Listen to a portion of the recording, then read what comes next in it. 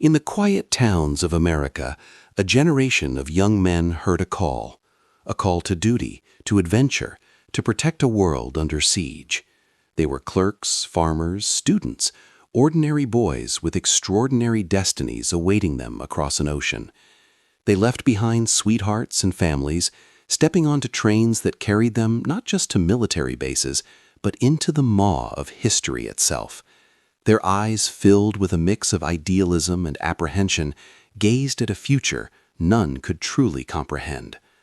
For Private John Miller, a farm boy from Ohio, the war began not with a bang, but with the roar of 1,000 waves and the deafening shriek of shells. It was June 6, 1944, D-Day. He was just 19, clutching his rifle, crammed into a landing craft hurtling towards Omaha Beach. The ramp dropped, and the world exploded. Men around him fell, not from enemy fire at first, but from the sheer concussion of artillery hitting the water. The sea turned red. John found himself crawling over the bodies of his fallen comrades, the sand beneath him stained with their blood, the air thick with screams and the metallic taste of fear. This wasn't the adventure he'd imagined. This was hell. Months later, the battleground shifted to the icy forests of the Ardennes. The Battle of the Bulge, a desperate German offensive, trapped John and his unit in a brutal, freezing nightmare. Food was scarce, ammunition scarcer, and the cold was a killer as relentless as any enemy bullet. One night, a foxhole buddy, a cheerful kid named Billy, started shivering uncontrollably. John wrapped his own meager blanket around him, trying to warm him, but by morning, Billy was gone, frozen solid, his eyes wide open, staring at the bleak winter sky.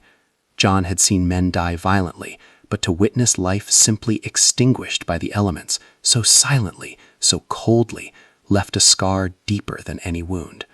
As the Allies pushed deeper into Germany, John's unit entered a town that had been decimated by bombing. Buildings were rubble, streets were craters. Amidst the desolation, a whimpering sound led him to a collapsed house. There, buried beneath debris, was a small, terrified German girl, no older than 5, clutching a ragged doll. Her parents were gone. The enemy he had fought with such ferocity was now a child, helpless and heartbroken. John, who had learned to harden his heart against the enemy, found it shattering at the sight of her innocent face.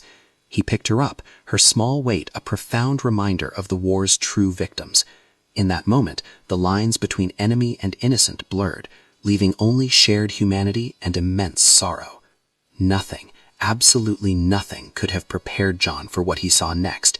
His unit was among the first to liberate a concentration camp. The silence was the first shock, a suffocating silence that held unspeakable horrors. Then came the skeletal figures, the hollow eyes, the living dead. The stench of death and despair hung heavy in the air.